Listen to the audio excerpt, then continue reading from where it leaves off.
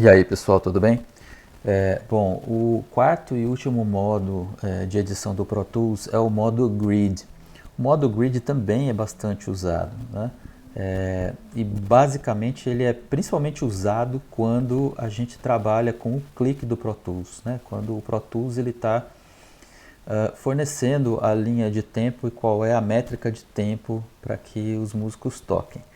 E aí, qual é a vantagem da gente trabalhar em grid? Quando você trabalha em grid, qualquer tipo de seleção que você faça, ele está atrelado diretamente ao seu grid, né?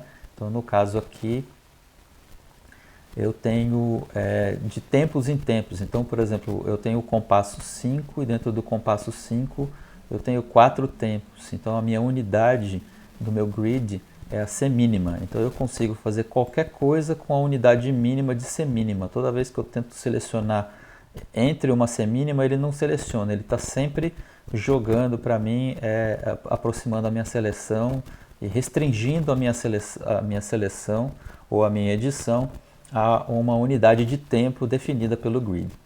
Bom, mas o grid ele não precisa ser necessariamente definido pela unidade de tempo, por exemplo, de compasso. Quando eu clico aqui em Grid, primeiro que eu preciso deixar ele ativado, né? Para poder ativar, esse cara aqui tem que estar verdinho, então eu ligo o meu Grid. Eu simplesmente clico nele e eu posso ter várias possibilidades. Eu posso ter o meu Grid em bar em beats, posso ter em minutos e segundos, posso ter em timecode, fitting frames, samples, até em clips e markers, né? Então, por exemplo, se eu colocar em minutos e segundos, o que acontece é que eu posso escolher, eu posso ter o meu grid, por exemplo, a cada 1 segundo, né? Então, a cada 1 segundo, quando eu for selecionar, eu vou selecionar de 1 em 1 segundo. Então, se eu fizer qualquer tipo de edição, eu vou estar amarrado a esse meu grid de 1 segundo. Posso colocar ele, por exemplo, em 500 milissegundos, né? Então, agora ele dobrou a possibilidade aqui de seleção. Se eu voltar, por exemplo, em bar and beats, eu estava aqui em semínima, que é um tempo por compasso, mas eu posso colocar em colcheia ou em semicolcheia. Então, quando eu coloco em semicolcheia, eu tenho um grid mais, né, eu tenho mais possibilidades de edição agora da minha nota, tá? E aí o que acontece é que quando a gente né, deleta alguma coisa e apaga alguma coisa, quando eu for mover o meu clipe, eu só consigo mover dentro dessa unidade de tempo. Vocês estão vendo que ele fica sempre restrito a essa minha unidade de tempo que eu defini dentro do meu grid. Tá?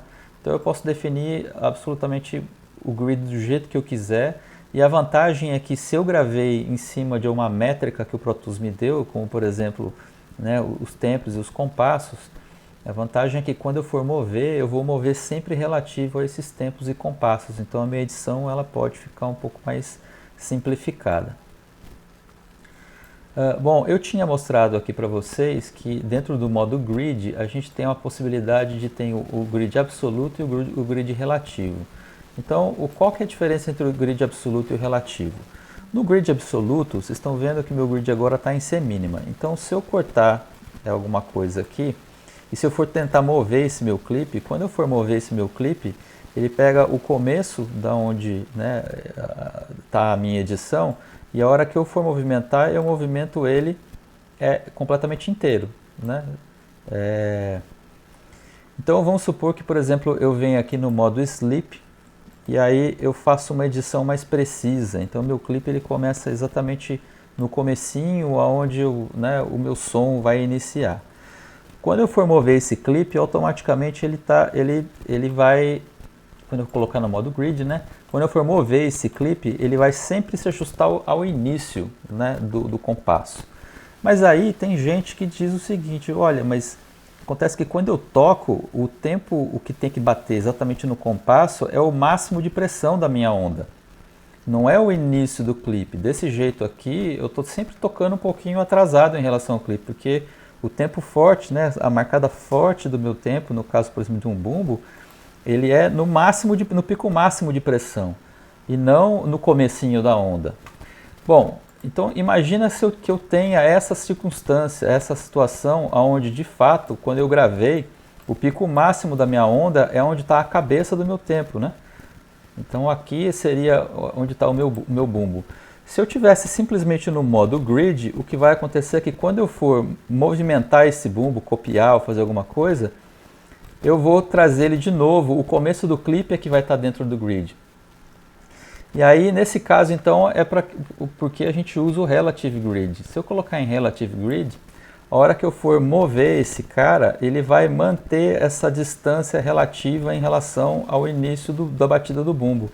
Então, a hora que eu jogar ele para um outro tempo, ele mantém, aonde era o tempo forte, continua sendo o tempo forte e o início do clipe está um pouquinho antes do meu grid, ou seja, ele pega essa posição relativa do meu clipe em relação ao grid que eu tenho. Então essa é a diferença entre eu trabalhar com o grid relativo ou com o grid absoluto.